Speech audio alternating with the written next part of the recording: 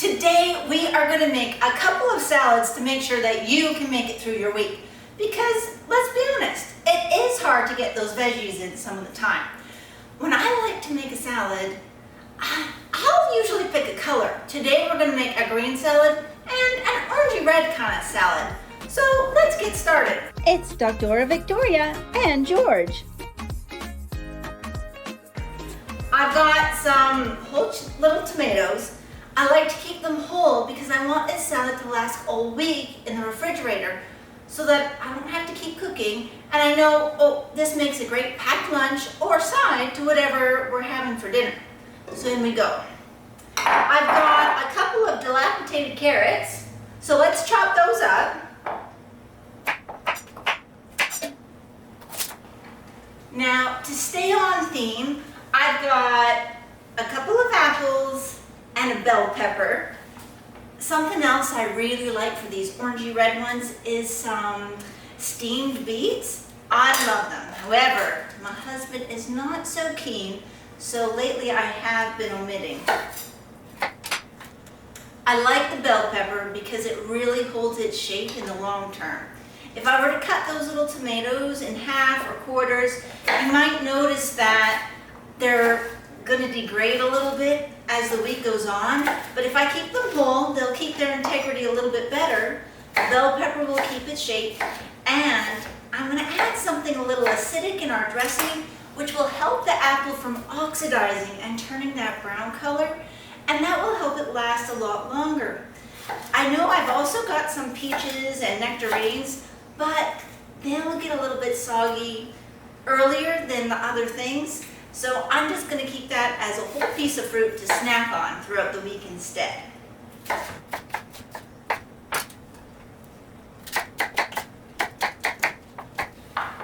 I've also got a yellow squash.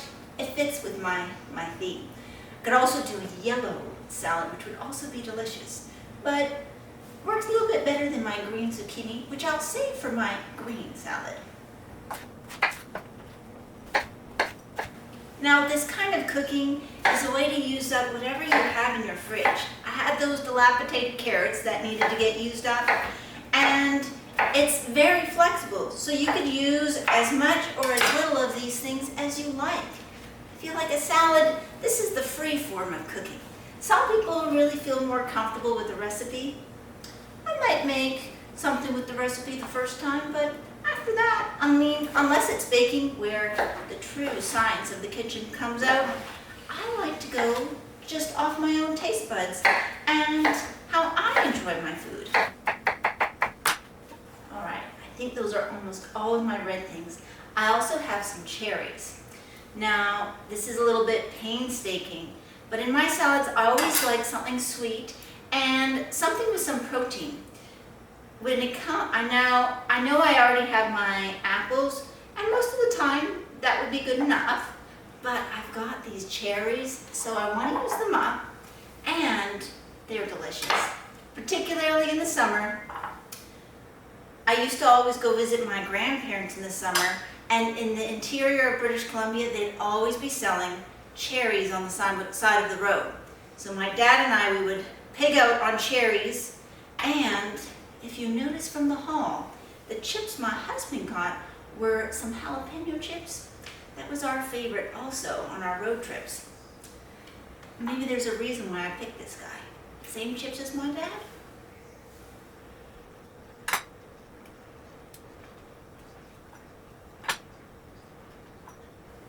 Instead of using fresh cherries, you could always use something dried.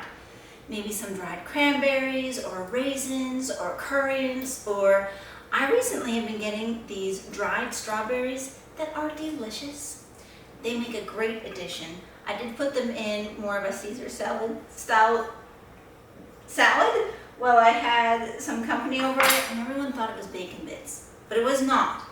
It was dried strawberries.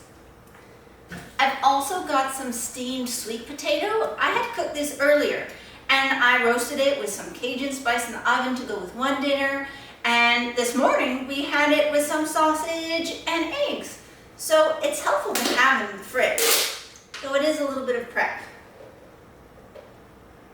And when I cooked it, I didn't do it so it was all the way soft and mushy, just soft and tender, but still keeping its form, because I knew I wanted it for our salad together. Now I went into the garden, and most things are dying, I think because I'm not giving it enough water. But I did have some basil, and I had scattered these seeds pretty much everywhere, but they did the best in my potato bags. So we're going to add a little bit of basil. And when it comes to this dressing, so you could put whatever dressing you like, but I did mention that I wanted something that would keep my apples from oxidizing. So some kind of vinegar is going to be better than some kind of creamy dressing. And then I like a vinaigrette. I like a different oil and a different kind of acid. So for our other salad, I've got some limes that we'll squeeze out and get some juice from. But for this salad, I've got a peach balsamic vinegar that I found at a farmer's market. So we're going to add that with just some regular olive oil. We might even add a little bit of crushed black pepper too. Can you tell I'm not one to use a measuring spoon if I don't need to, because that is just one extra dish that I have to clean.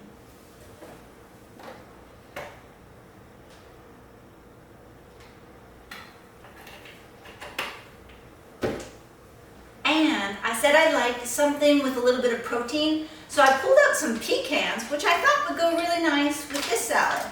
But you could use any nut or seeds, sunflower seeds, hemp hearts, chia seeds, anything, quite frankly, that you have in the pantry and that you like.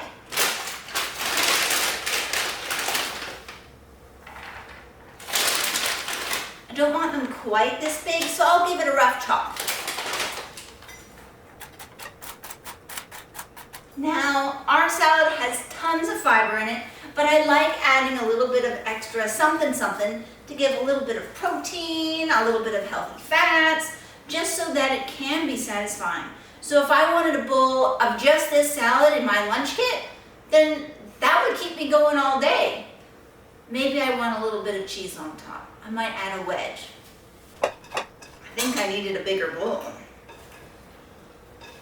And here I was thinking I wouldn't have enough things to make an exciting salad for you.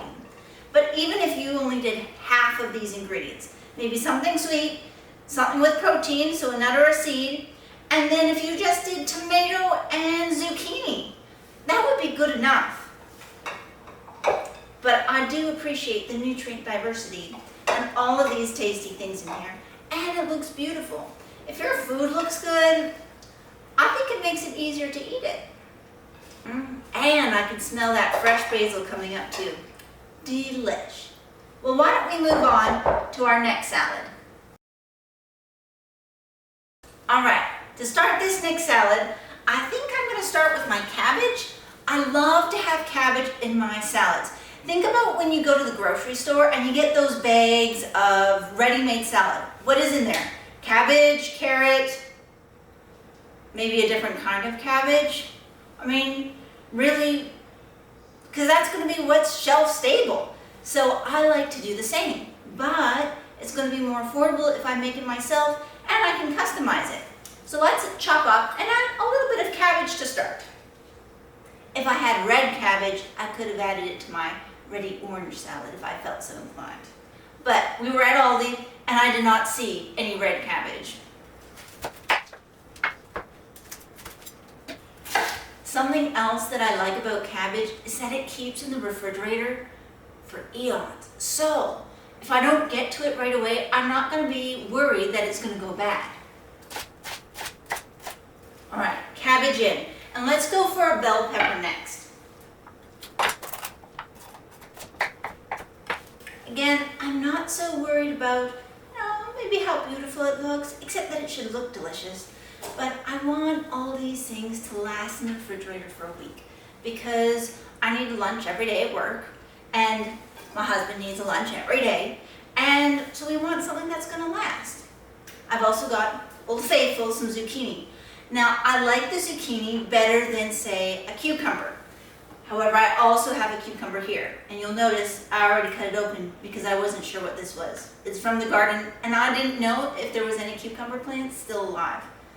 I'm going to take the risk and add it to the salad, being optimistic that it doesn't get too soggy. But I also just picked it, so I think we're going to be okay. That might actually last all week. Now, along the lines of a salad that will last, I love a Greek salad. I love olives. Do you have a favorite olive? Leave me a message down below to tell me what your favorite is.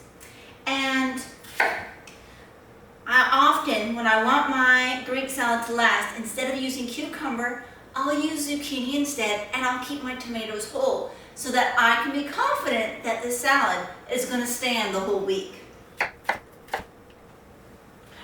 And we'll add a little bit of celery. Celery is another one of those vegetables that lasts a long time in the refrigerator, and I like to cook with it when it's raw or when I want to cook it. And it stands the heat really well too, and it's easy to sneak into things or sneak into smoothies. And sometimes I'll reserve the tops of the celery just for when I make soup because I think it is so delicious. It's my favorite part. And if you have celery that's already gone to seed in the garden, which is the first time I ever cooked with celery seed, my celery had gone, and it makes a great seasoning to put on chicken. A little salt, pepper, celery seed, tuck it under the skin of some chicken, and roast it away. That's a favorite. Now, most things are dead in the garden. I struggle. It's my first year outside in the current climate that I have. But the tops of my onions looked fine, so I grabbed some of those, and pretty much my only herb, besides that basil, is some thyme. So we're going to add a little thyme to our salad too, along with some fresh green onion. And in goes the thyme. I really do love something fresh.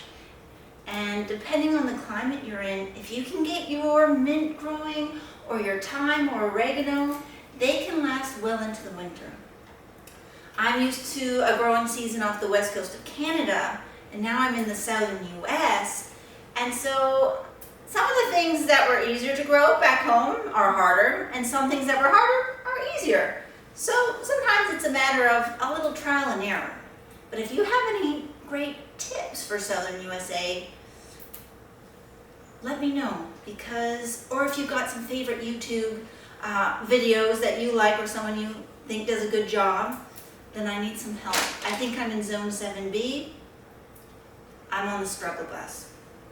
Now, instead of using some vinegar like we did for the red salad, I'm actually going to use some limes. I have these they're looking a little old, key limes, so I'm going to microwave them for 30 seconds to make them a little easier to juice, and then we'll add that to our green salad. I like to microwave my citrus before I juice them because it makes it a little easier. And I'm going to roll it out.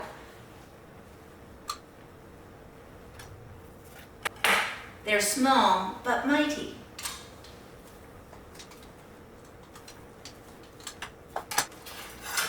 All right, let's add in that lime juice now.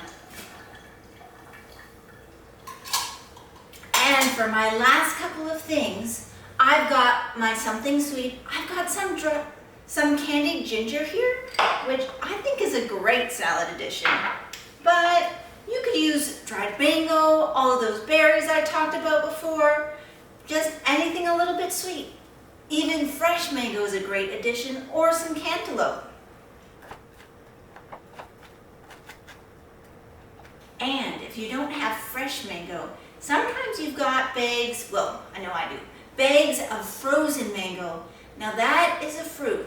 Not many fruits can you freeze and defrost and they're okay, but that's a great addition to chop that up and add to salsa or add to a salad like this. And when it comes to that ginger, really a little bit goes a long way because it is a little bit on the spicy side. Now for my nut or seed, I've got some pumpkin seeds and I need to finish off this bag. Maybe not quite, let's see. We got enough for one more salad. Or, yeah, not enough for mole. So let's stir this one up and see how it looks. Good. Oh, and I added the lime, but I still need to add a little oil too. So I've got my olive oil.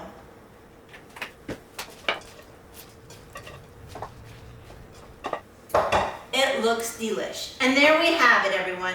2 salads that should last all week in the refrigerator, helping you get your veggies in with some nutrient variety, and a little different from our regular lettuce salad that we often would go for, or even spinach. So thank you for joining me today, our healthcare team. I hope that you'll join us next time. Bye-bye.